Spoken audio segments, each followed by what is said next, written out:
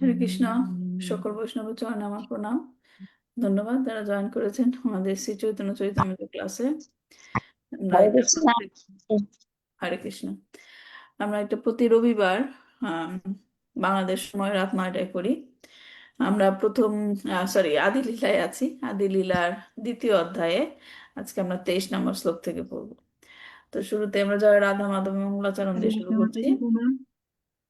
প্রণাম মাতাজি।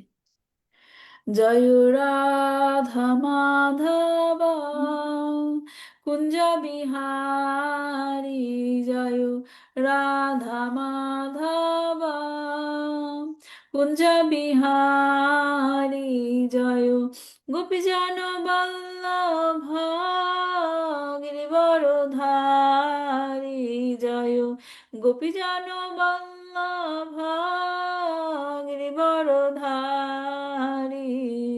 যশোদানন্দন ব্রজজন রঞ্জন, যশোদানন্দন ব্রজজন রঞ্জন, যমুনা তীরা বনচারী, যমুনা তীরা বনচারী, জয় রাধা মাধব কুঞ্জ বিহারী, জয় রাধা মাধব কুঞ্জ বিহারী। হরে কৃষ্ণ হরে কৃষ্ণ, কৃষ্ণ কৃষ্ণ হরে হরে, হরে রাম রাম, রাম রাম হরে হরে, হরে কৃষ্ণ কৃষ্ণ, কৃষ্ণ হরে হরে, হরে রাম রাম, রাম রাম হরে হরে, হরে কৃষ্ণ কৃষ্ণ, কৃষ্ণ কৃষ্ণ হরে হরে, হরে রাম রাম, রাম রাম হরে হরে। জয় প্রভুপাদা প্রভুপাদা প্রভুপাদা, জয় প্রভুপাদা, জয় জয় প্রভুপাদ প্রভুপাদ প্রভুপাদ, জয় জয় প্রভুপাদ। নিতাই গৌরা হরি বল হরি বল, হরি বল নিতাই গৌরা হরি বল, নিতাই গৌরা হরি বল, হরি বল, হরি বল নিতাই গৌরা হরি বল। ओम अज्ञानातिमिरान्धस्य ज्ञानाञ्जनशलाकया चक्षुर्मिलितं येन तस्मै श्रीगुरुवे नमः। श्रीचैतन्यमनोभीष्टं स्थापितं येन भूतले स्वयं रूपं कदा मह्यं ददाति स्वपदान्तिकं। वन्देऽहं श्रीगुरुं श्रीयुतपदकमलं, श्रीगुरून् वैष्णवांश्च श्रीरूपं साग्रजातं सहगण रघुनाथान्वितं तं सजीवं साद्वैतं सावधूतं परिजनसहितं कृष्णचैतन्यदेवं श्रीराधाकृष्णपादान् सहगण ललिता श्रीविशाखान्वितांश्च। नमोऽयं विष्णुपादाय कृष्णप्रस्थाय भूतले श्रीमते भक्तिवेदान्त स्वामिनिति नामिने। नमस्ते सरस्वती देवे गौरवाणी प्रचारिणे निर्विशेष शून्यवादी पाश्चात्यदेशतारिणे। वाञ्छाकल्पतरुभ्यश्च कृपा सिन्धुभ्येव च पतितानां पावनेभ्यो वैष्णवेभ्यो नमो नमः। अनार्पितं चरिं चिरात् करुणावतीर्ण कलसमर्पयितमुन्नत उज्ज्वलासनं रसं सभक्तिश्रिया। हरे पुरात सुन्दरा दुति कथं वसन्धिभित सदहृदय कन्दरे स्फुरत वसचिनन्दन। आजनुलम्बिता भुजौ कनकवदातौ संकीर्तनाय कपितर कमलायताक्षौ। विशंभर द्विजभारो जुगधर्मपाल वन्दे जगत्प्रिया करौ करुणावतीर्णौ। पञ्चतत्त्माकं कृष्णां भक्तरूपस्वरूपाकं भक्तवदनं भक्ताख्यं नमामि भक्तशक्तिकां। जय श्री कृष्ण चैतन्य प्रभु नित्यानंद श्री अद्वैत गदाधर श्रीवासादि गौरभक्तवृंद। हरे कृष्ण कृष्ण कृष्ण हरे हरे, हरे राम राम राम हरे हरे, हरे कृष्ण कृष्ण कृष्ण हरे हरे, हरे राम राम राम हरे হরে হরে কৃষ্ণ কৃষ্ণ কৃষ্ণ হরে হরে হরে রাম রাম রাম হরে হরে জয় জয় শ্রী চৈতন্য জয় নিত্যানন্দ জয় অদ্বৈত চন্দ্র জয় গৌর ভক্ত বৃন্দ জয় জয় শ্রী চৈতন্য জয় নিত্যানন্দ জয় অদ্বৈত চন্দ্র জয় গৌর ভক্ত বৃন্দ জয় জয় শ্রী চৈতন্য জয় নিত্যানন্দ জয় অদ্বৈত চন্দ্র জয় গৌর ভক্ত বৃন্দ। শ্রী শ্রী চৈতন্য চরিতামৃত কি জয়, শিলা প্রভুপাদ কি জয়, নিতাই গৌর প্রেমানন্দে, হরি হরি বল। ওকে, তাহলে আমরা কত ক্লাসে প্রশ্নগুলো দিয়ে শুরু করছি।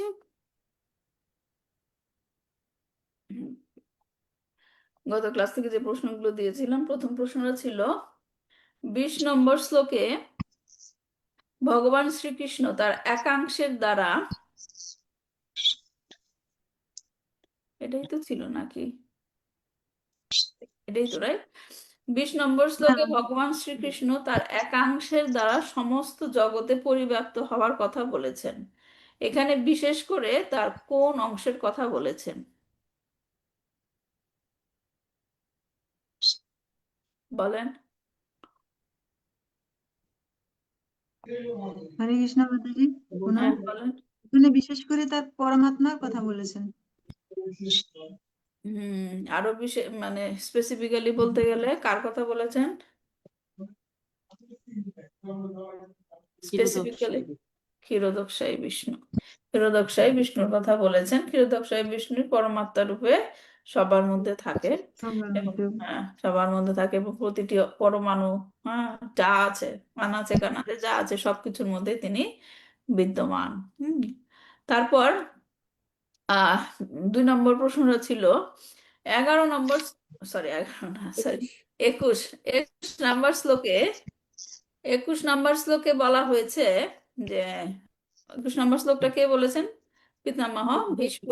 হ্যাঁ, তো ওই পিতামহ শ্লোকে, ভীষ্ম। হ্যাঁ, পিতামহ ভীষ্ম যে শ্লোকটা বলেছেন সেই শ্লোকে, হ্যাঁ, পিতামহ ভীষ্ম। হ্যাঁ, সেই শ্লোকে 2 ধরনের ভ্রমের কথা উল্লেখ করা হয়েছে। 2 ধরনের ভ্রম মানুষের হয়, হ্যাঁ, সেগুলো কি কি? হরে কৃষ্ণ মাতাজি। হুম প্রথম ভ্রমটি হচ্ছে আত্মাকে পৃথক পৃথক বলে ভাবা, মানে বিভিন্ন কাকে? জীবের সরি, আত্মাকে আত্মাকে? পরমাত্মাকে পৃথক পৃথক বলে ভাবা, হ্যাঁ, মানে বিভিন্ন জীবের আরেকটা? ভিতরে আর পরমাত্মা ভিন্ন ভিন্ন ভাবে আছে এটা ভাবা। আর হ্যাঁ, দ্বিতীয় ভ্রমটি হচ্ছে যে পরমাত্মাকেই ভগবান মনে করা, পূর্ণ পূর্ণ উপলব্ধি মনে করা ভগবানের। হ্যাঁ, সবাই পেয়েছেন উত্তরটা, ধরতে পেরেছেন ক্লাস থেকে? হ্যাঁ মাতাজি। হ্যাঁ, হ্যাঁ, সবাই মানে মনে করে যে এক এক প্রত্যেক জীবের হৃদয়ে পরমাত্মা আছে, তার মানে এটা হলো ভিন্ন ভিন্ন পরমাত্মা। তা নয় আর কি, একই পরমাত্মা পূর্ণরূপে সেখানে রয়েছে। হ্যাঁ, এটা হচ্ছে সেই শ্লোক থেকে 2 ধরনের ভ্রমের কথা আমরা জানতে পারি, মানুষের মধ্যে সেই ভ্রমটা হয়। আমাদের ক্লাস থেকে আমরা যা যা শিখেছি, আমরা কি এই ভ্রমের মধ্যে আছি? আমরা কি এই ভ্রমের মধ্যে আছি? যা যা ক্লাস থেকে শিখেছি বুঝতে পেরেছি, রাইট? এই 2টা ভ্রম, রাইট? এই 2টা ঠিক না। আচ্ছা, 22 নম্বর শ্লোকে কৃষ্ণদাস কবিরাজ গোস্বামী কি প্রতিষ্ঠা করছেন? 22 নম্বর শ্লোকে, 22 নম্বর শ্লোকটা বলতে পারবেন কেউ? সুন্দর একটা শ্লোক, কি শ্লোক কেউ বলেন দেখি 22 নম্বর শ্লোকটা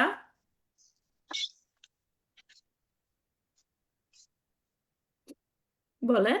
শ্লোকটা পড়বো? হ্যাঁ পড়েন, বাংলাতেই লেখা। হরে কৃষ্ণ মাতাজি, হরে কৃষ্ণ।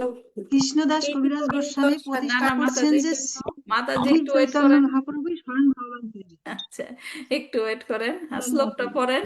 শ্লোকটা পড়ছে শারুখা মাতাজি, পড়েন। হরে কৃষ্ণ। হ্যাঁ, সেই তো গোবিন্দ সাক্ষাৎ চৈতন্য গোসাই, জীবন নিস্তারিতে ঐছে দয়ালু আর নাই। হ্যাঁ, তাহলে এখান থেকে কি প্রতিষ্ঠা করলো কৃষ্ণদাস কবিরাজ? সেই গোবিন্দ স্বয়ং চৈতন্য গোসাই রূপে আবির্ভূত হয়েছেন, বদ্ধ জীবেদের উদ্ধার করার জন্য তার মতো এমন দয়ালু আর কেউ নেই। সেটা তো শ্লোকার্থ গোবিন্দ বললেন, হ্যাঁ, কিন্তু গোবিন্দই শ্রী শ্রী চৈতন্য চৈতন্য যে মহাপ্রভু মহাপ্রভু আবির্ভূত হয়েছেন। সেই সেই সেই গোবিন্দ। শ্রী সেই চৈতন্য মহাপ্রভু যে স্বয়ং ভগবান শ্রীকৃষ্ণ গোবিন্দ, সেটাই সে স্টাবলিশ আমরা অনেক ব্যাখ্যা দিয়ে জেনেছি, রাইট? গত ক্লাসে সেই সেই শ্লোকের অনেকগুলো ব্যাখ্যা ছিল। ঠিক আছে, বুঝতে পেরেছেন সবাই? তারপর 4 নম্বর প্রশ্ন ছিল, আমরা এটা ক্লাস থেকে প্রশ্নটা এসেছে, শ্রীমদ্ ভাগবতমের একাদশ স্কন্দের পঞ্চম অধ্যায়ের 32 নম্বর শ্লোকে কলিযুগের অবতার সম্বন্ধে কি কি ভবিষ্যৎবাণী করা হয়েছিল?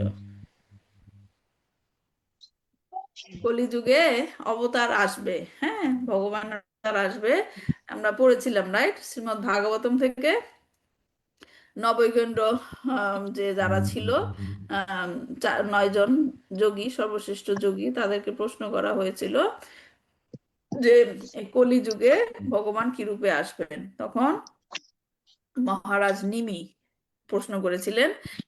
তখন করভজন মুনি, 9 জন সর্বশ্রেষ্ঠ যোগীর মধ্যে একজন, সে তখন ব্যাখ্যা করেছিল, বর্ণনা দিয়েছিল যে কলিযুগে রূপে আসবে। কার মনে আছে? কল্কি অবতার, হ্যাঁ, কল্কি অবতার। কলিযুগে, কলিযুগে তো যখন নাকি কলিযুগে মহাপ্রভু হ্যাঁ, চৈতন্যদেব অন্য অবতার হিসেবে আসবে। না সেটাই কি, সেই সেই শ্লোকে কি এই ভবিষ্যৎবাণী দেওয়া হয়েছিল? কি কি দেওয়া হয়েছিল? বৈশিষ্ট্যগুলি লিখেছিল যে শ্রীমদ্ ভাগবতম যখন বলা হয়েছিল তখন তো আর কলিযুগ, তখন তো চৈতন্য মহাপ্রভু আসে নাই, রাইট? মাতাজি শ্রীমদ্ বলুন। ভাগবতম তখন বলা হয়েছিল, তখন কি চৈতন্য মহাপ্রভু এসেছিল? না, না, না, ভবিষ্যতে আসবে, যে আসবে সে কিরূপে আসবে, কিরকম, সে বর্ণনাটা দেওয়া হয়েছিল সেই শ্লোকে। সেই শ্লোকটা কি ছিল? পার নাই কেউ? শ্লোকটা উল্লেখ করে দিয়েছিলাম আমি, একাদশ স্কন্দের পঞ্চম তিনি অধ্যায়ের আসবেন 32। সর্বদা কৃষ্ণের নাম বর্ণনা করবেন, কৃষ্ণ নাম আর তার বর্ণনা দেহ করবে বর্ণ হবে গৌর বর্ণ, এবং এবং তার তার দেহ সেবক, হবে গৌরবর্ণ। ও রাধা আচ্ছা, কৃষ্ণের শালক কমল। তার মাতাজি অন্তরঙ্গ বলেছেন। সঙ্গীরা, তার সেবকগণ, এবং তার অস্ত্র নিয়ে তিনি আসবেন। হুম অস্ত্র হচ্ছে হরিনাম সংকীর্তন। পরিকর সহ আসবেন। হুম আচ্ছা, সুচিত্রা মাতাজি লিখেছেন প্রশ্নের উত্তরটা, না, বলেন। লিখি নাই। ওইভাবে লিখি নাই, বুঝতে পারি না। ওই যে আমি বললাম ওইটা মানে গুছাই লিখতে পারি না, ওই যে কৃষ্ণবর্ণ ওইভাবে আর কি। কৃষ্ণ বর্ণ তো আসবে না, কৃষ্ণবর্ণ আর না, গৌর বর্ণ। কৃষ্ণবর্ণ অনুসারে কৃষ্ণ বর্ণে সে আসবে না, লেখা ছিল কৃষ্ণ, গৌরবর্ণ নাকি হ্যাঁ, নাকি কৃষ্ণ বর্ণাম তুষা কৃষ্ণাম সাঙ্গ পাঙ্গ উপাঙ্গ, সাং- সাঙ্গ, উপাঙ্গ, সাঙ্গ উপাঙ্গ শাস্ত্র পার্ষদ, রাধা, হ্যাঁ, পার্শ্বদম আর তার মানে কি, সে কৃষ্ণ কিভাবে আসবে? আ যে কৃষ্ণ কৃষ্ণ মানে গৌর বর্ণ। বর্ণম, কৃষ্ণ বর্ণম কথাটার মানে কি? কৃষ্ণ বর্ণ, মাত্র গায়ের রং পাবে। না, কৃষ্ণ বর্ণম মানে কি?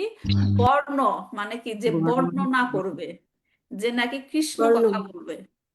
কৃষ্ণ কৃষ্ণ নাম প্রচার করবে। বর্ণম, যে কৃষ্ণ কথা বলবে, কৃষ্ণ বর্ণম তুষা কৃষ্ণম, যার গায়ের বর্ণ কালো হবে না, গৌর বর্ণ, কৃষ্ণম, যার আচ্ছা, গায়ের বর্ণ কালো হবে না সে গৌরবর্ণ হবে।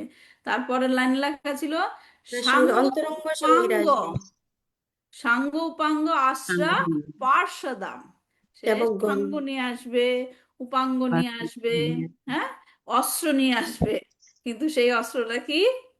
হরিনাম সংকীর্তন। হরিনাম সংকীর্তন। এবং আরেকটা কি লেখা ছিল থার্ড লাইনে, কি ছিল?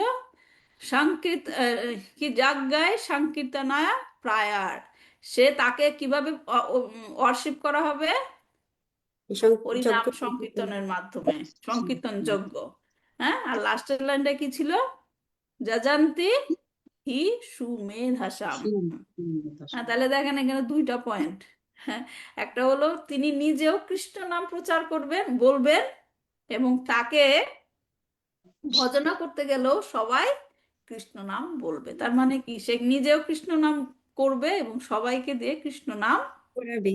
করাবে। করাবে। যেই নাম সেই কৃষ্ণ, তার মানে। হ্যাঁ, হ্যাঁ, তার মানে সে এই হলো যে নাকি কলিযুগে আসবে, সে অবতারের বর্ণনা সে প্রথম থেকেই দিয়েছিল। এটা খুব একটা গুরুত্বপূর্ণ শ্লোক, এর জন্য আমি প্রশ্নটা দিয়েছিলাম, এটা ক্লাসে ব্যাখ্যা করেছিলাম। হুম তারপর 5 নম্বর প্রশ্নটা ছিল শ্রীমদ্ ভাগবতমের ওই ওই অধ্যায়েই 34 নম্বর শ্লোকে চৈতন্য মহাপ্রভুর কোন লীলার ব্যাখ্যা বলে ধরা হয়? সন্ন্যাস লীলা মাধুরী। ঐশ্বর্য ত্যাগ করার লীলা বলে ধরা হয়। রাইট। মাধুর্য লীলা। কি লীলাটা ছিল? ওই ওই শ্লোকের মধ্যে আমরা কি কি জেনেছিলাম? ওই শ্লোকে কি কি জেনেছিলাম বলেন? মহাপ্রভু যে ব্রাহ্মণের শ্রী কথা, ব্রাহ্মণের হ্যাঁ, অভিশাপে যে সন্ন্যাস ভগবানের তিনটা ঐশ্বর্য ত্যাগ তিন করেছিলেন। যুগে যে তিনি অবতার নিয়েছিলেন, কার কার লীলাগুলো আমরা একসাথে কম্পেয়ার করে আলোচনা করেছিলাম? ও চৈতন্য বৃন্দাবন। মহাপ্রভু শ্রীকৃষ্ণ মহাপ্রভু রামচন্দ্র। শ্রীকৃষ্ণ রামচন্দ্র। রামচন্দ্র। হ্যাঁ, তো রাম। সেইখানে এই লীলাটার এই লীলাগুলো মানে শ্লোক আকারে ওখানে বর্ণনা করা হয়েছে, কিন্তু চৈতন্য মহাপ্রভু লীলার মাধ্যমে সেটা দেখিয়েছিল। কি লীলা? কি লীলা ছিল? তিনি ষড়ভুজ। ষড়ভুজ রূপ দর্শন করিয়েছিলেন, রাইট? ষড়ভুজ রূপে তিনি আবির্ভূত হয়েছিলেন এবং তিনবার তিনি সেই রূপ দেখিয়েছিলেন। হ্যাঁ, তারপরের প্রশ্ন ছিল যে এই রূপটারই বর্ণনা পাওয়া যায়, যে সেই শ্লোকে ষড়ভুজ রূপে। ষড়ভুজ রূপের বর্ণনা পাওয়া হ্যাঁ, যায়। তো এই রূপে কি কেমন ভাবে সে আবির্ভূত হয়েছিল, দর্শন দিয়েছিল, সেই রূপটার বর্ণনা করেন। সেখানে দুইটি বাহু হচ্ছে চৈতন্য মহাপ্রভুর, কি কি কমণ্ডল, ছিল? এক হাতে কমণ্ডল, আরেক হ্যাঁ, হাতে দণ্ড, এবং হ্যাঁ, আর দুইটি বাহু হচ্ছে রাম। শ্রীকৃষ্ণের এক বাঁশি, হাতে বাঁশি, এবং তৃতীয় দুইটি রামচন্দ্রের বাহু হচ্ছে ধনুক। রামচন্দ্রের, এক হাতে তীর আর এক হাতে ধনুক। সেটা হচ্ছে গুড ষড়ভুজ রূপ। গুড। এই হচ্ছে ষড়ভুজ রূপটা। বোঝা গেছে তাহলে? মানে আমাদের গত ক্লাসের পুরো ব্যাখ্যাটা ছিল যে চৈতন্য মহাপ্রভু যে ভগবান শ্রীকৃষ্ণ। হুম, আপনাদের সবার কাছে শ্রীমদ্ ভাগবতম নাই? আছে, আমার কাছে আছে। হ্যাঁ, আছে মাতা। হ্যাঁ, তাহলে শ্লোকটা বের করেন নাই একাদশ স্কন্ধ থেকে? বের করবো। না না, আমি এসে প্রশ্ন গত ক্লাসে আমরা ওখান থেকে আলোচনা করেছিলাম। ঠিক আছে, এই ছিল আমাদের প্রশ্নগুলো। এখন আমরা পরবর্তী শ্লোক থেকে শুরু করব। ওকে,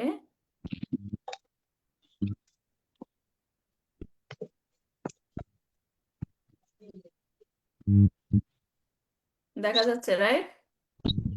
হ্যাঁ, হ্যাঁ, আজকে আমরা 23 থেকে শুরু করব। পরব্রহ্মেতে বৈশে নারায়ণ নাম, ষড়ৈশ্বর্য পূর্ণ লক্ষ্মী কান্ত ভগবান। এখন এই 23 নম্বর শ্লোক থেকে 27 নম্বর শ্লোক পর্যন্ত মনে আছে যে 21 নম্বর শ্লোক পর্যন্ত আমরা পড়েছিলাম, পরমাত্মার বর্ণনা করা হয়েছিল ওই পর্যন্ত, রাইট? তারপর 23 নম্বর শ্লোকে যে জাংশন মানে কন্টিনিউয়েশন, পরমাত্মার পরে আমরা কার কথা জানবো এখন? আমরা ভগবান। হ্যাঁ, ভগবানের কথা জানবো এখন। ভগবানের কথা জানার আগে যে জাংশন, সেই পরমাত্মা এবং ভগবানের জানার বিষয়ের মাঝখানে কৃষ্ণদাস কবিরাজ তখন সেই শ্লোকটা বলেছিল, চৈতন্য চৈতন্য কি চৈতন্য হ্যাঁ, সেই শ্লোকটা বলেছিল যে গোবিন্দ সাক্ষাৎ চৈতন্য গোসাই। হ্যাঁ, সাক্ষাৎ চৈতন্য গোসাই সেই শ্লোকটা বলেছিল। সেখানে ভগবান যে চৈতন্য মহাপ্রভু রূপে এসেছেন সেটা বর্ণনা করার জন্য। এখন এই 23 নম্বর শ্লোক থেকে বর্ণনা করা হবে ভগবানের কথা। হ্যাঁ, এখানে ভগবান বলতে এখানে নারায়ণকে বোঝানো হচ্ছে। পরব্রহ্মেতে বৈশে নারায়ণ নাম, ষড়ৈশ্বর্য পূর্ণ লক্ষ্মী কান্ত ভগবান। লক্ষ্মী দেবীর প্রতি শ্রী নারায়ণ পরব্রহ্ম বা চিৎ জগতে অবস্থান করেন। তিনি ঐশ্বর্য, বল, শ্রী, জ্ঞান, যশ ও বৈরাগ্য, এই 6টি ঐশ্বর্যে পরিপূর্ণ। হ্যাঁ, এখানে ভগবানের সংজ্ঞাটা যেটা, তিনি এই ষড়ৈশ্বর্য পূর্ণ। 24 নম্বরে বলা হচ্ছে বেদ ভাগবত উপনিষদ আগম, পূর্ণ তত্ত্ব যারে কহে নাই যার সম। পরমেশ্বর ভগবান হচ্ছেন তিনি যাকে সমস্ত বেদ, ভাগবত, উপনিষদ ও অন্যান্য শাস্ত্রে পূর্ণ তত্ত্ব বলে বর্ণনা করা হয়েছে। তার সমান আর কেউ নাই। তাৎপর্য পড়ছি, শিল প্রভুপাদের তাৎপর্য। শিল প্রভুপাদ কি জয়। পরম তত্ত্বের সবিশেষ রূপ বর্ণনা করে বেদে প্রচুর প্রামাণিক তত্ত্ব প্রদান করা হয়েছে। তার কয়েকটি নিম্নে উদ্ধৃত করা হলো। ঋক সংহিতায় উল্লেখ করা হয়েছে, তৎ বিষ্ণু পরমং পদম সদা পশ্যন্তি সূরয়া দিবি চক্ষুরা ততম। পরমেশ্বর ভগবান শ্রী বিষ্ণু হচ্ছেন পরম তত্ত্ব, যার শ্রী পাদপদ্ম দর্শন করার জন্য সমস্ত দেবতারা সর্বদা উদ্গ্রীব হয়ে থাকেন। সূর্য কিরণের মতো তিনি তার শক্তির কিরণের মাধ্যমে সর্বব্যাপ্ত। বিকৃত দর্শনের ফলে তাকে নির্বিশেষ বলে মনে হয়। 2 নম্বর রেফারেন্স দিয়েছে, নারায়ণার্থবর্ষীর উপনিষদে উল্লেখ করা হয়েছে, নারায়ণা দেব সমুদ পদ্যন্তে নারায়ণাৎ প্রবর্তন্তে নারায়ণে প্রলীয়ন্তে অথ নিত্য নারায়ণ নারায়ণ এ বেদং সর্বং যদ্ভূতং যচ্চ ভব্যম শুদ্ধ দেব এক নারায়ণ হি দ্বিতীয় হস্তি কশ্চিৎ। নারায়ণের থেকে সব কিছুর উদ্ভব হয়েছে, তার দ্বারাই সব কিছু প্রতিপালিত হয় এবং চরমে সব কিছু তার মধ্যে বিলীন হয়ে যায়। তাই নারায়ণ নিত্য। যা কিছুর অস্তিত্ব এখন রয়েছে এবং ভবিষ্যতে যা কিছু সৃষ্টি হবে, এই সব সে সবই নারায়ণ ব্যতীত আর কিছুই নয়। তার শ্রী বিগ্রহ পরম বিশুদ্ধ। সেই নারায়ণ এক এবং অদ্বিতীয়। নারায়ণ উপনিষদে উল্লেখ করা হয়েছে, যত প্রসূতা জগত প্রসূতা, সমস্ত জগৎ যার থেকে প্রকাশিত হয়েছে সেই নারায়ণ হচ্ছেন সবকিছুর পরম উৎস। তারপর বলা হয়েছে, হয় শীর্ষ পঞ্চরাত্রে উল্লেখ করা হয়েছে, পরমাত্মা হরির দেব। শ্রী হরি হচ্ছেন পরমাত্মা বা পরমেশ্বর ভগবান। শ্রীমদ্ ভাগবতে উল্লেখ করা হয়েছে, নারায়ণাভিধানস্য ব্রহ্মণ পরমাত্মন নিষ্ঠামহর্থ নবক্তুম জুয়ং হি ব্রহ্মবিত্তমা।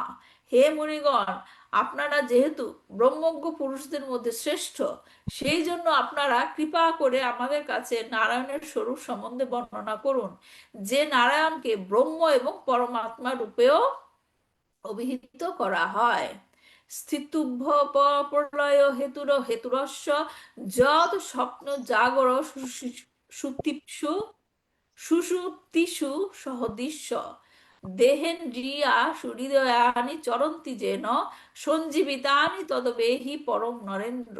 হে রাজন, যিনি এই বিশ্বের সৃষ্টি করেছেন, যিনি এই বিশ্বের সৃষ্টি করেছেন এবং সৃষ্টি হেতু ও প্রলয়ের হেতু এবং স্বয়ং হেতু রহিত, তিনি নারায়ণ নামে পরম তত্ত্ব রূপে জ্ঞাতব্য, যিনি স্বপ্ন জাগরণ সুষুপ্তি দশায় এবং তারও ঊর্ধ্বে সমাধি প্রভৃতি স্তরে সর্বত্র সদরূপে অনুবর্তনশীল।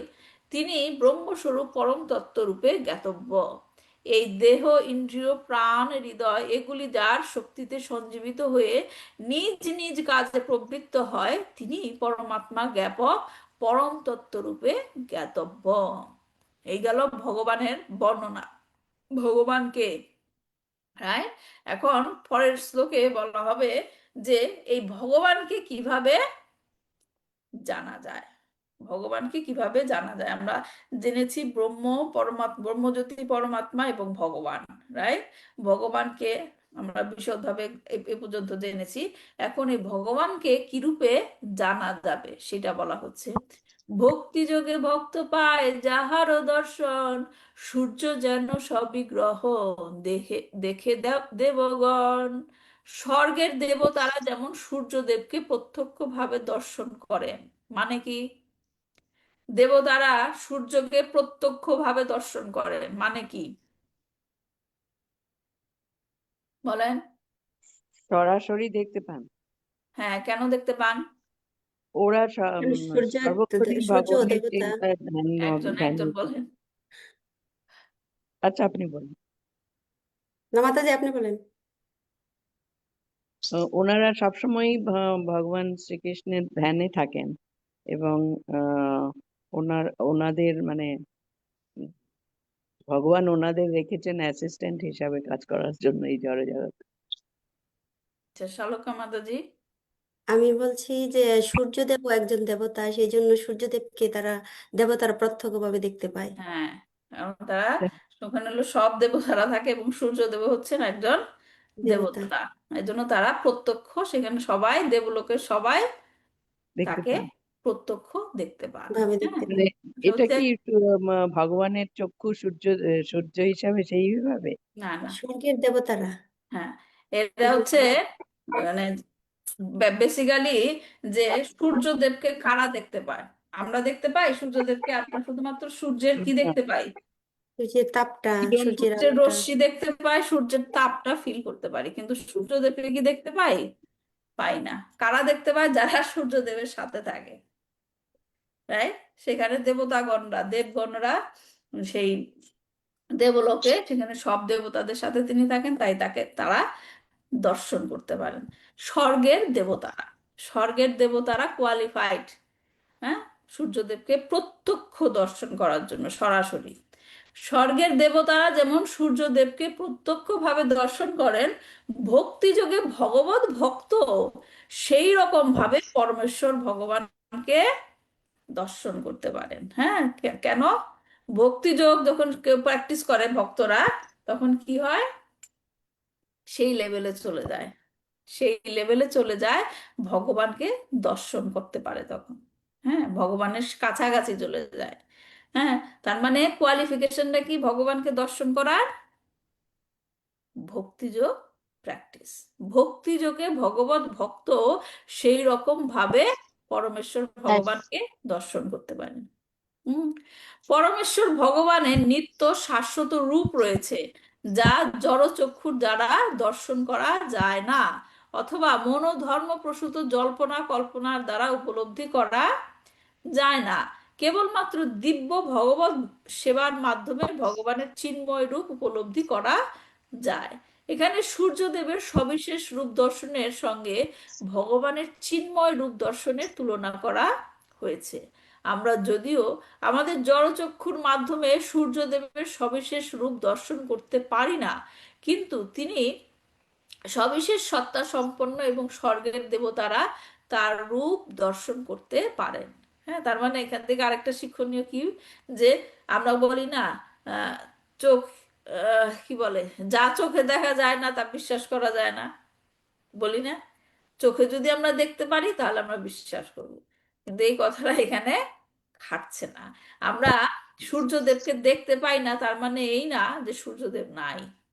হ্যাঁ, আমরা অনেক অনেক সময় অনেকে বলে ভগবান ভগবান করেন, ভগবানকে দেখাতে পারবেন? ভগবানকে দেখাতে গেলে, ভগবানকে দেখতে গেলে আমাদের চোখ কি হতে হবে? কোয়ালিফাইড হতে হবে। হ্যাঁ, তো তিনি সবিশেষ সত্তা সম্পন্ন এবং স্বর্গের দেবতারা তার রূপ দর্শন করতে পারেন, কারণ সূর্যদেবের দেহ নির্গত যে রশ্মিচ্ছটা তাকে আবৃত করে রেখেছে, সেই রশ্মিচ্ছটার আবরণ ভেদ করে সূর্যদেবকে দর্শন করার উপযুক্ত চক্ষু তাদের রয়েছে। এই যে কথাটা আমি হাইলাইট করেছি, কি বলেছে? সূর্যদেবের দেহ নির্গত রশ্মিচ্ছটা সূর্যদেবকে ঢেকে রেখেছে। ঠিক একরকমই ভগবানকে কে ঢেকে রেখেছে? যোগমায়া। ব্রহ্মজ্যোতি, হুম রাইট? হুম। ভগবানের যে ব্রহ্মজ্যোতি, এজন্য উপনিষদে লাস্টে গিয়ে কি বলা হয়েছে? হিরণ মায়না পাত্রে না, তুমি তোমার সেই জ্যোতি সরাও, জ্যোতি সরাও। দেখেন, সূর্যের রশ্মি দুইটা দুইটা প্রভাব পড়ে। সূর্যের রশ্মি না থাকলে আমরা কোনো কিছু দেখতে পারি না, রাইট? সবকিছু অন্ধকার লাগে।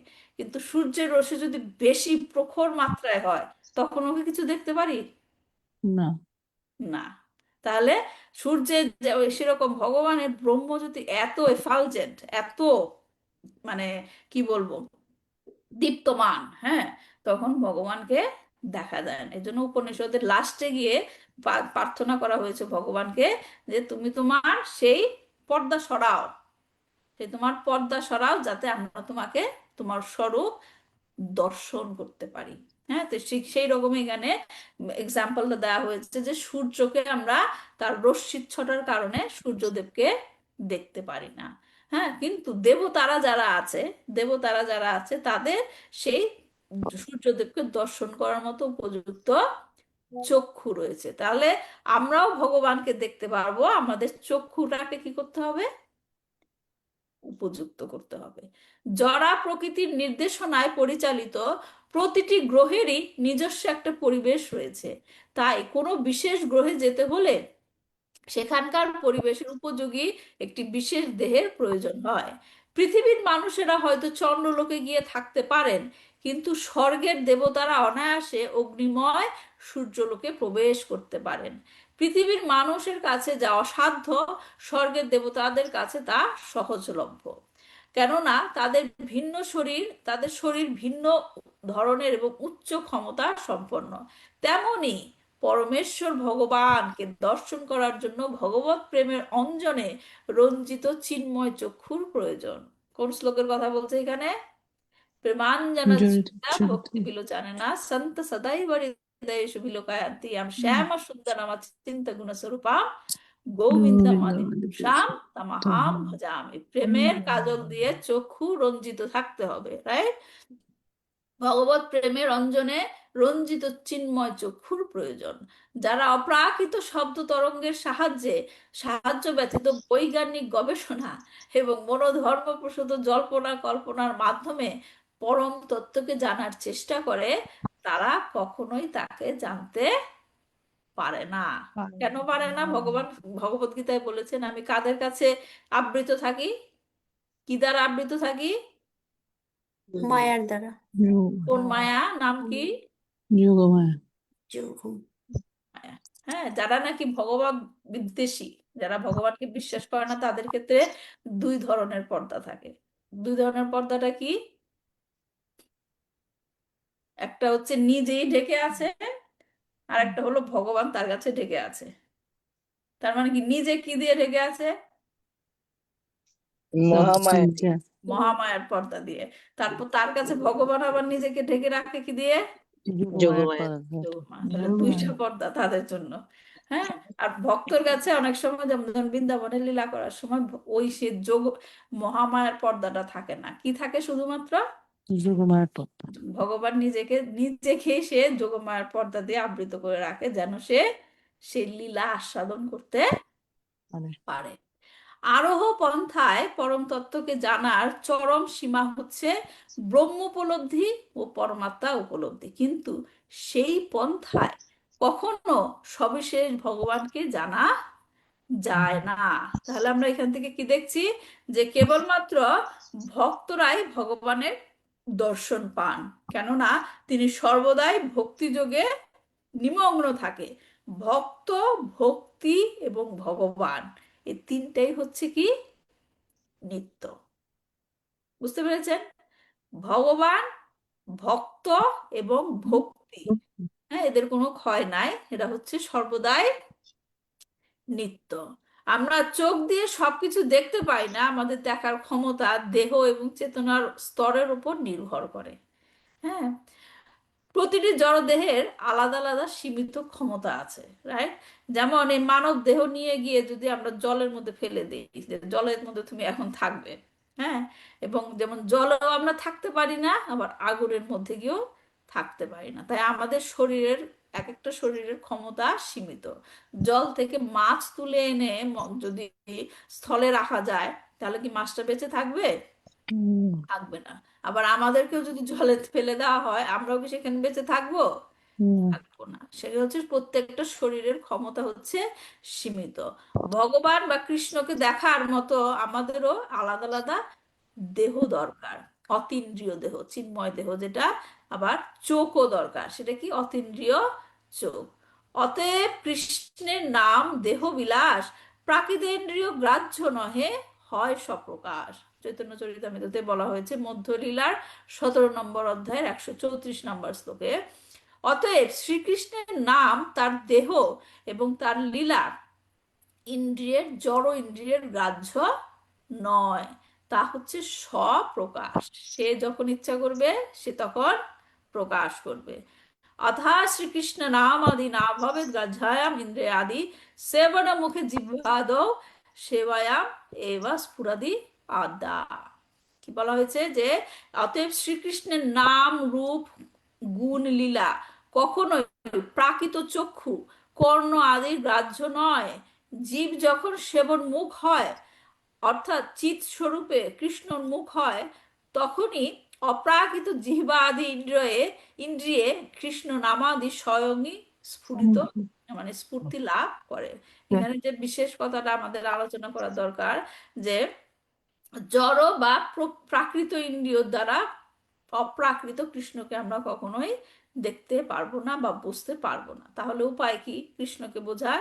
সেবন মুখে হি জিহ্বাদ, মানে কি আমাদের ইন্দ্রিয়গুলোকে কৃষ্ণের সেবায় নিয়োজিত করতে হবে। নিযুক্ত করতে হবে। এবং এইখানে দেখেন এই যে আমাদের পঞ্চ ইন্দ্রিয় আছে, তার মধ্যে বিশেষ করে কোন ইন্দ্রিয়ের কথা উল্লেখ করা হয়েছে এখানে? মন আহ, সেবন মুখে হি জিহ্বাদ, জিহ্বা ও জিহ্বা। জিহ্বা। জিহ্বা মানে এই জিহ্বাই হচ্ছে সমস্ত, মানে সবগুলি ইন্দ্রিয়ের থেকে হাইয়েস্টে আছে। মানে একে যদি নিয়ন্ত্রণ করা না হয় তাহলে ইন্দ্রিয় কন্ট্রোল সম্ভব নয়, যাকে ভগবানের সেবায় নিযুক্ত করতে হবে। এখন আমাকে বলেন, জিহ্বাকে আমরা কয় ভাবে ভগবানের সেবায় নিযুক্ত করতে পারি? দুই ভাবে, কিভাবে? এক হরিনাম সংকীর্তন এবং এই প্রসাদ ভক্ষণ, প্রসাদ ভক্ষণ হয় হরে না কৃষ্ণ মাতাজি, প্রসাদ গ্রহণ। প্রসাদ গ্রহণে। হ্যাঁ, তার মানে জিহ্বা হলো সবচেয়ে, মানে ইংরেজিতে যেটা বলে কালপিট। এই জিহ্বাকে যে কন্ট্রোল করতে পারবে সে অতি সহজেই অন্যান্য ইন্দ্রিয়গুলোকেও কন্ট্রোল করতে পারবে। তাহলে দুই ভাবে জিহ্বা কন্ট্রোল করা যায়, নিয়ন্ত্রণ করা যায়। কি কিভাবে? হরিনাম সংকীর্তনের মাধ্যমে বা কৃষ্ণ নামের মাধ্যমে, আর প্রসাদ দ্বিতীয়ত গ্রহণের হচ্ছে কৃষ্ণ প্রসাদ প্রসাদ, গ্রহণের মাধ্যমে। কৃষ্ণ হ্যাঁ, প্রসাদ। যেমন ধরেন আমরা প্রসাদ পাওয়ার আগে প্রসাদম প্রেয়ার করি, রাইট?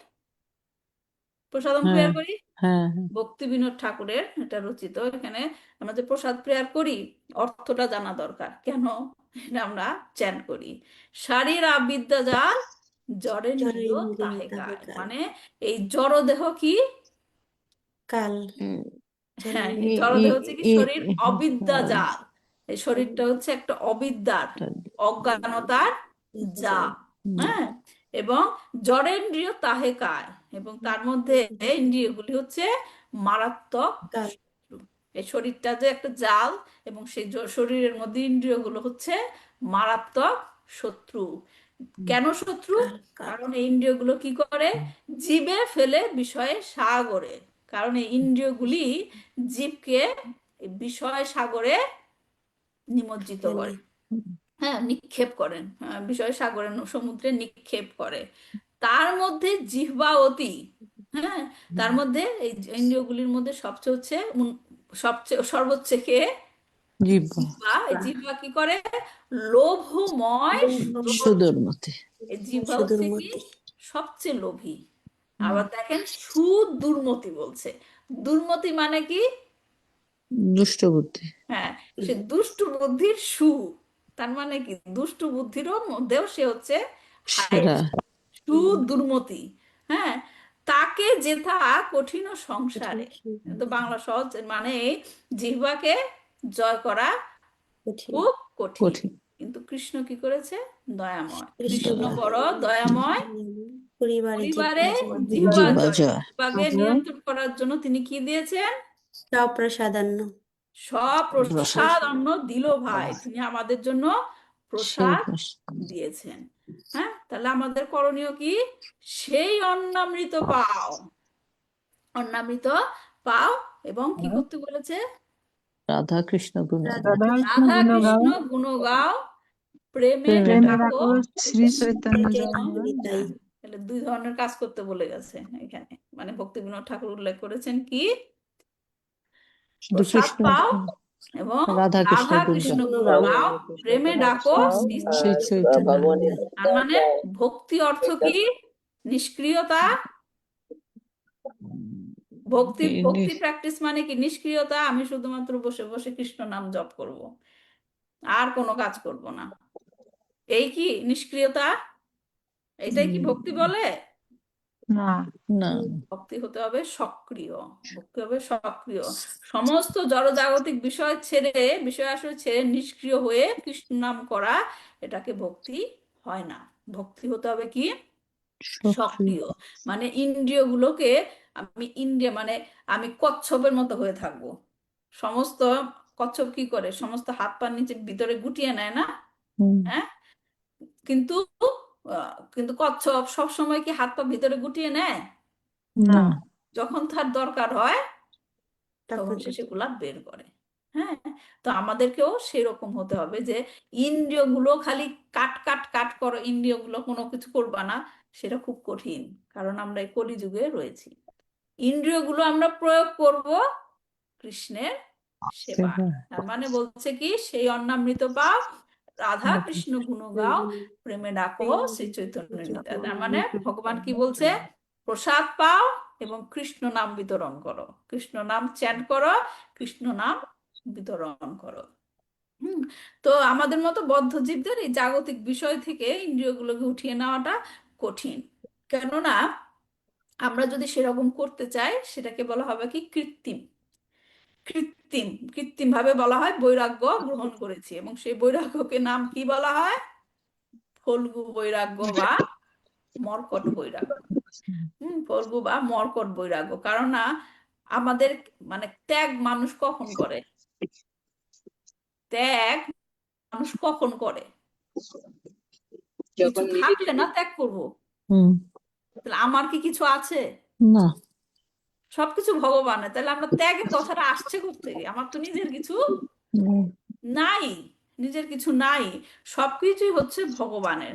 তাই যে যারা নাকি ত্যাগ ত্যাগ বলে, আমি ত্যাগ করেছি ত্যাগ করেছি, তারা আসলে বেসিক্যালি কি বলে তাদেরকে, মর্কট বৈরাগ্য ফল্গু বৈরাগ্য বা মর্কট বৈরাগ্য। তার কাছ থেকে কোনো কিছু ত্যাগ না করে, নিজের ইন্দ্রিয় তৃপ্তির জন্য নিযুক্ত না হয়ে সেই ইন্দ্রিয়গুলোকে ভগবানের সেবায় নিযুক্ত করতে হবে। হ্যাঁ, যেমন অনেকে বলে না, ভগবান সে মনের কথা বলে, মন মন যা করে, বলে না একটা কথা, যে মন যা চায় তাই করো।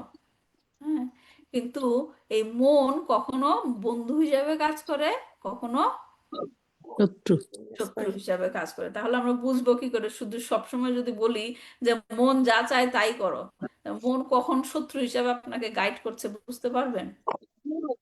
হ্যাঁ, যখন কৃষ্ণ বিমুখী কাজ করতে হ্যাঁ, ইন্ধন যোগায় সেগুলোর জন্য তো আমার বুঝতে হবে না মন এখন শত্রু হিসেবে কাজ করছে। মন যখন কৃষ্ণ বিমুখে নিয়ে যায় সেটা হচ্ছে শত্রু, আর যখন কৃষ্ণের কাছে নিয়ে যায় বন্ধু তখন সে বন্ধু। তো এই মনকে বশে আনা খুব কঠিন। কঠিন। কে বলেছে এই কথা? অর্জুন। অর্জুন। অর্জুন কি বলেছে? যে বাতাসের গতিকেও নিয়ন্ত্রণ করা যায়, কিন্তু এই মনকে নিয়ন্ত্রণ করা যায়। নিয়ন্ত্রণ করা কঠিন। হ্যাঁ, তো এই মনকে বশে আনার উপায় কি? মনে আছে যে এক্সাম্পলটা দিয়েছিলাম, রথ চলছে, রথের 5টা ঘোড়া রয়েছে, সেখানে একজন রথ চালাচ্ছে ঘোড়াগুলোকে দিয়ে, এবং তার হাতে কি আছে, একটা দড়ি না কি বলে ওটাকে, লাগাম। লাগা লাগাম। তাহলে কি এই মনটা কি সেখানে?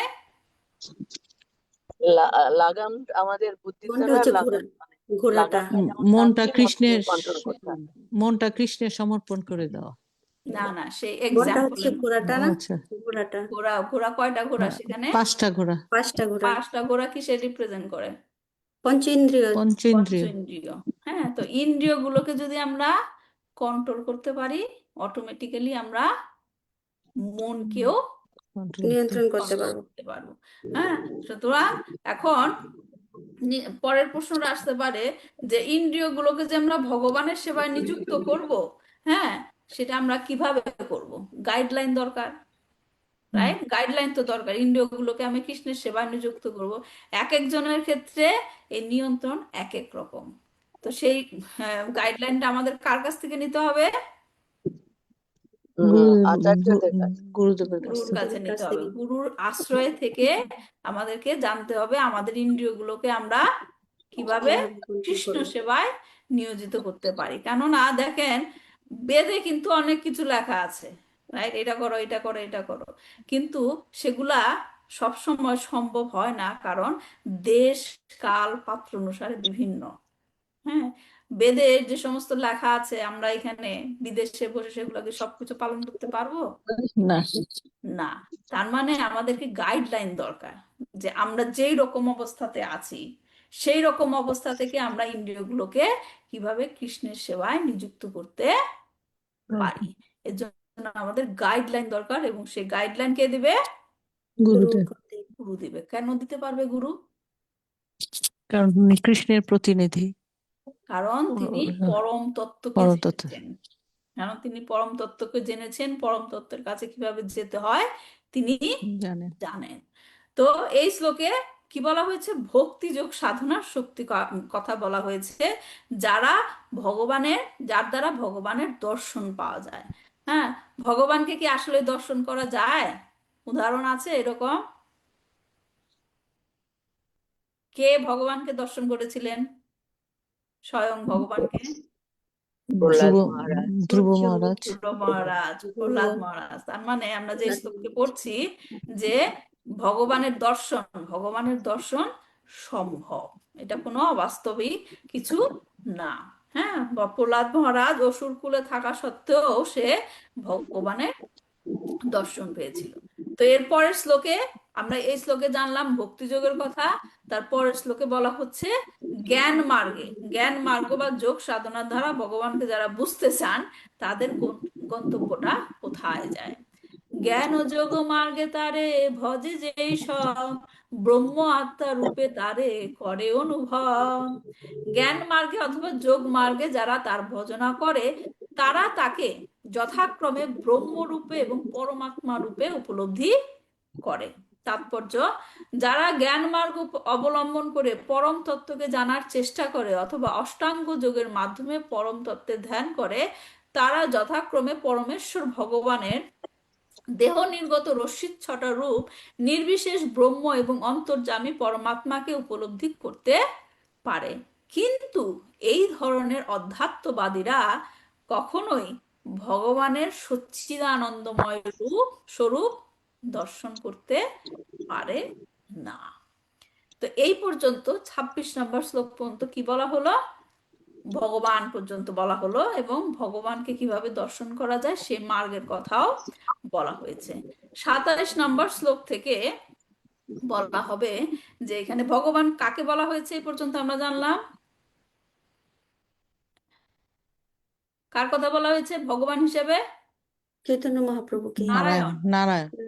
নারায়ণের কথা বলা হয়েছে। 27 নম্বর শ্লোক থেকে আমরা জানবো যে ভগবান শ্রীকৃষ্ণ নারায়ণেরও উপরে ঊর্ধ্বে।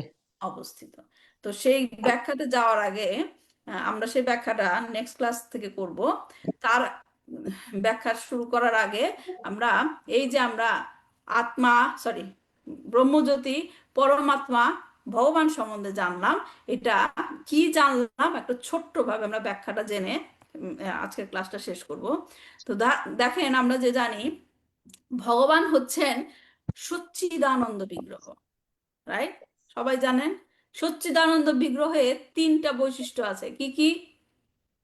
সচ্চিদ আনন্দ। সৎ মানে কি? সৎ মানে কি? সৎ। পিওর, হ্যাঁ, দিব্য, না না না, স্পিরিট।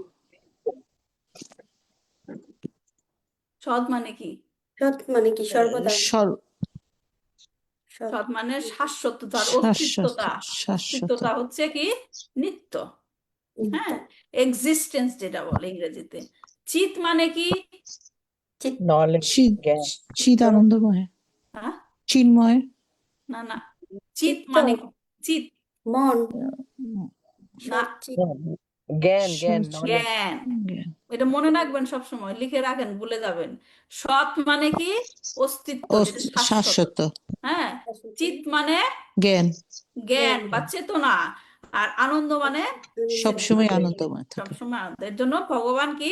সচ্চিদানন্দময়। তাহলে ভগবানকে যদি পূর্ণরূপে বুঝতে পারা যায়, ভগবানকে এই রূপে বুঝতে হবে, তিনি হচ্ছেন সচ্চিদানন্দ বিগ্রহ। সচ্চিদানন্দ বিগ্রহ ঠিকই। তো ব্রহ্ম উপলব্ধিটা আসে যখন এখানে আমরা সচ্চিদ আনন্দ এই লেভেল থেকে চিন্তা করবো পরম, কি বলছি, পরম, what is- পরম ব্রহ্ম থেকে না ভগবান। না, ব্রহ্মজ্যোতি থেকে শুরু করে আচ্ছা লেভেলটা, এটা আমরা সচ্চিদ আনন্দ দিয়ে জানবো কিভাবে, ঠিক আছে? আচ্ছা তো ব্রহ্ম উপলব্ধিটা তখন আসে যখন কেউ বুঝতে পারে জড় জগতে, জড় প্রকৃতির সবকিছুই ক্ষণস্থায়ী। আন্ডারস্ট্যান্ডিংটা দেখেন, হ্যাঁ, যে ব্রহ্ম উপলব্ধি, ব্রহ্মজ্যোতি উপলব্ধিটা আসে যখন কেউ বুঝতে শুরু করে জড় প্রকৃতির সবকিছুই ক্ষণস্থায়ী ক্ষণস্থায়ী। এবং এর বাইরে এমন কিছু যা আছে নিত্য। বুঝতে পারছেন আন্ডারস্ট্যান্ডিংটা, যে আমরা জড় জগতে আছি, জড় জগতের সবকিছুই ধ্বংস হয়ে ক্ষণস্থায়ী। যাবে, ধ্বংস কিন্তু হয়। এর বাইরে এমন কিছু একটা আছে যেটা কখনো ধ্বংস হবে হবে না। না, যেটা হচ্ছে নিত্য। তখন সে কি করে, সেই নিত্যের সন্ধান শুরু করে, কোথায় আছে সেই নিত্য। যখন কেউ শাশ্বতকে খুঁজতে শুরু করে এবং সেই শাশ্বত বা নিত্যকে উপলব্ধি করার স্তরে পৌঁছায়, তখন তো সে পরমাত্মা। পরমেশ্বর ভগবানের এই যে তিনটা বৈশিষ্ট্য বললাম, সৎ, সৎ দিকটি উপলব্ধি করতে পারে, এবং যা হচ্ছে কি ব্রহ্মজ্যোতি উপলব্ধি। কিন্তু ভগবান তো সচ্চিদানন্দময়, শুধুমাত্র সৎ বুঝলে কি ভগবানকে পূর্ণরূপে বোঝা যাবে? না, না, না, এই জন্য ব্রহ্ম উপলব্ধি হচ্ছে কি আংশিক প্রকাশ। প্রকার। তো এমন নয় আউটলুক। যে ব্রহ্মণে কেবল সৎ বৈশিষ্ট্যই বর্তমান, ব্রহ্মজ্যোতি পরমাত্মের মধ্যে সবাই সচ্চিদানন্দ, কিন্তু একজন যখন কেবলমাত্র ব্রহ্ম উপলব্ধি করতে পারে তখন কেবলমাত্র সে সৎ বৈশিষ্ট্যটাকে বুঝতে পারে। প্রাপ্ত তো হয়। এই স্তরের উপলব্ধিতে ব্রহ্মজ্যোতির অস্তিত্বকে বুঝতে পারে এবং সমগ্র বস্তু জগৎকে একটি মায়া বলে মনে মনে করে। করে। হ্যাঁ, মায়াবী মনে করে। যখন কেউ এটা অতিক্রম করে ব্রহ্মের সাথে বিলীন হয়ে যেতে পারবে, তখনই সবকিছু পূর্ণরূপে পাওয়া যাবে। বুঝতে পারছেন তাদের টার্গেটটা কি, কেন তারা ব্রহ্মজ্যোতিতে বিলুপ্ত হতে চায়? কারণ তারা মনে করে তারা এখানে যা কিছু আমরা দেখছি সবই ভ্রান্ত। টেম্পোরারি। হ্যাঁ, সবই ভ্রান্ত, নট টেম্পোরারি। টেম্পোরারি কথা, ভ্রান্ত কথা দুইটা আলাদা জিনিস। তারা মনে ভগবানের সঙ্গে করে, বিলীন হয়ে যেতে চায়। হ্যাঁ, তারা মনে করে এখানে আমরা যা আছি সবকিছুই সে ভ্রান্ত। ক্ষণস্থায়ী। হ্যাঁ, সবকিছু আবার ক্ষণস্থায়ী বলছেন, ক্ষণস্থায়ী কথাটা আলাদা। আচ্ছা, হ্যাঁ, ক্ষণস্থায়ী আচ্ছা, কথাটা আলাদা। ভ্রান্ত। হ্যাঁ, আর ও মনে করে যে সবকিছু অবাস্তব, কোনো কিছু বাস্তব না। বাস্তব। ওই যে কিছু একটা আছে নিত্য, সেটাই হচ্ছে বাস্তব। এই অবাস্তব থেকে আমি যখন বাস্তবে চলে যাব, তখনই সবকিছু পূর্ণ উপলব্ধি আসবে। তো এইটাই হচ্ছে ব্রহ্ম উপলব্ধি, যারা শুধুমাত্র সৎ ফিচারকে বুঝতে পারে। তো এটা তো পূর্ণ হলো না, আংশিক। তখন তারপর ধীরে ধীরে যখন আরেকটু কেউ চিন্তা করে যে এই পৃথিবীতে এমন কিছু, সবকিছু শৃঙ্খলাবদ্ধ আছে, তখন চিন্তা করে এই পৃথিবীতে যে ঘটছে, পৃথিবী মানে কি, জড়জগতে সবকিছু একটা অর্গানাইজড ওয়েতে ঘটছে, হুম। রাইট? তখন তারা মনে করে যে কেমন করে সবকিছু এরকম অর্গানাইজড, তার মানে কেউ একজন আছে সবকিছু টেক কেয়ার করছে, হুম। রাইট? যিনি হুম। সবকিছু তত্ত্বাবধান করছেন এবং শৃঙ্খলা বজায় রাখছেন। তখন সেই ব্যক্তি জ্ঞানের স্তরে আসে, চিন্তা করে তখন যে আমার একটা জ্ঞান দরকার, যে আসলে কে সবকিছুকে কন্ট্রোল কন্ট্রোল করছে। করছে। এই অবস্থায় যখন বুঝতে পারে যে কেউ একজন আছে, আচ্ছা। হ্যাঁ, শূন্য না সবকিছু, কেউ একজন আছে যে সবকিছু তত্ত্বাবধান করছে, এটাই হচ্ছে কি পরমাত্মা উপলব্ধি। উপলব্ধি। তখন উপলব্ধি। সে সৎ তো থাকলোই, সৎ বুঝলো, তখন তার সাথে আর যোগ হলো কি চিত। চিত। চিত, জ্ঞান আসলো। জ্ঞান আসলো, সেটা হচ্ছে কি পরমাত্মা উপলব্ধি। হরে তখন কৃষ্ণ। হ্যাঁ, এই উপলব্ধির স্তরে গিয়ে তখন সে মনে করে যে এগুলি কোনো কিছু মায়া না, এগুলি কোনো কিছু অবাস্তব না, কিন্তু অস্থায়ী। শর্মিষ্ঠা মাতাজি এখন বুঝতে পেরেছেন? হুম। প্রথম স্তরে সে স্থায়ী অস্থায়ী চিন্তা করে না, শুধুমাত্র চিন্তা করে বাস্তব ভ্রান্ত। অবাস্তব। অবস্থা। এবং দ্বিতীয় স্তরে গিয়ে তখন চিন্তা করে যে এগুলো তৈরি হয়েছে, ও কেউ কিন্তু আসেনি। এটা, ও মাই গড, কেউ একজন আছে। আজকে আমি sorry Mataji, today I am going to mute you. Okay. কিন্তু যখন নাকি সে বুঝতে পারে যে কেউ একজন কন্ট্রোল করছে, তখন সে মনে করে আরে এগুলো তো সৃষ্টি হয়েছে, এগুলো অবাস্তব না। কারণ যে কেউ একজন সৃষ্টি করেছে সে তো মায়া নাই এগুলো, রাইট? তার হুম মানে কি এটা অবাস্তব না, এটা কি অস্থায়ী, বাস্তব অস্থায়ী অস্থায়ী। হ্যাঁ, এইভাবে সে বুঝতে পারে পরম সত্যের পরমাত্মা রূপে, হ্যাঁ, জড় প্রকৃতিকে নিয়ন্ত্রণ করছে এবং তার শক্তি রয়েছে। তখন এই স্তরে কি তাহলে সে সৎও বুঝতে পারে, চিদ বুঝতে পারে চিতও বুঝতে পারে। তখন আরেকটু উপরে যায়, আরেকটু পরে গিয়ে তো তখন তার অস্তিত্বের লক্ষ্য হলো সুখী হওয়া, এবং তাই পরম সত্যেরও এই ঐশ্বর্য, সুখের ঐশ্বর্যে পূর্ণরূপে থাকা উচিত। তখন সে সেই পরম সত্যের কথা যখন সে বুঝতে পারলো কেউ একজন কন্ট্রোল করছে, তখন তার নেক্সট লেভেলে চিন্তা আসে তার কার্যকলাপ কি, তার লীলা কি, সে কি করছে। হ্যাঁ, তখন সে ভগবানের উপলব্ধিতে পৌঁছায়, যখন সে গিয়ে বুঝতে পারে যে ঈশ্বর হচ্ছে ভক্তদের সাথে থাকেন, ভক্তদের সাথে লীলা করেন, এবং সেই লীলার মাধ্যমে তিনি সর্বদাই কি থাকে, আনন্দে, আনন্দে থাকে আনন্দে থাকে। এই স্তরে এখন এখানে সে গিয়ে বুঝতে পারে যে পরম সত্য কেবলমাত্র জড় প্রকৃতির নিয়ন্ত্রণই করেন না, বরঞ্চ তার বাইরেও তিনি আধ্যাত্মিক জগতে বর্তমান, বর্তমান এবং সেখানে সে লীলা করছেন, এবং সে লীলা করে আনন্দ উপভোগ করছেন। আনন্দ মায়া ভাসাত, তিনি সর্ব আনন্দে সবসময় থাকেন। তখন সে কি বুঝলো, সৎ বুঝলো, চিত বুঝলো, আনন্দ আনন্দ বুঝলো। তার মানে যে নাকি সৎ, চিত, আনন্দ তিনটাকেই বুঝতে পারে, তখন সে কাকে বুঝতে পারে, ভগবানকে ভগবানের উপলব্ধি, ভগবানকে। এবং সেটাই হচ্ছে কি পরম সত্য পূর্ণ উপলব্ধি। উপলব্ধি। হ্যাঁ, শুধুমাত্র সৎ উপলব্ধি আংশিক, ব্রহ্মণ উপলব্ধি আংশিক, হুম, চিত অনুভূতি আংশিক, হুম, পরমাত্মা উপলব্ধি আংশিক, কিন্তু সৎ চিত আনন্দ উপলব্ধি পূর্ণ হচ্ছে পূর্ণ পূর্ণ। উপলব্ধি, যেটা ভগবানকে বুঝতে পারে। বুঝতে পেরেছেন জিনিসটা? হুম এটা হচ্ছে সৎ চিত আনন্দ ফিচার দিয়ে ভগবান যে ব্রহ্মণ, পরমাত্মা, পরমাত্মা ভগবান, ভগবান, এই তিনটা লেভেলে বোঝা যায়। এবং সর্বোচ্চ উপলব্ধি কি, ভগবান। ভগবান ঠিক আছে? হুম, তো এইভাবে এর সাথে আমাদের শেষ হলো এই পার্টটা।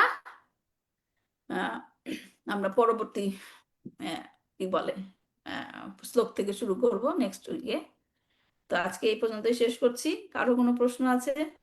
আশা করছি সহজভাবে বোঝাতে পেরেছি, যে জিনিসটা আমি হুম, সহজভাবে আগে বোঝার চেষ্টা করেছি, তারপর আপনাদেরকে বোঝানোর চেষ্টা করলাম। কমপ্লিকেটেড হয়েছে না ইজি লেগেছে? না না ইজি মাতাজি হ্যাঁ, তাহলে কারো কোনো প্রশ্ন আছে?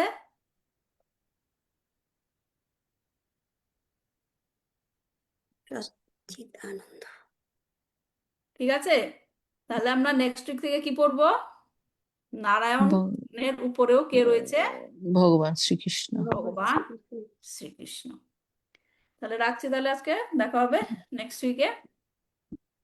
বাঞ্ছাকল্পতরুভ্যশ্চ কৃপা সিন্ধুভ্যেব চ পতিতানাং পাবনেভ্যো বৈষ্ণবেভ্যো নমো নমঃ। শ্রী শ্রী চৈতন্য চরিতামৃত কি জয়, শ্রীল প্রভুপাদ কি জয়, নিতাই গৌর প্রেমানন্দে হরি হরি। হরে কৃষ্ণ। হরে কৃষ্ণ কৃষ্ণ।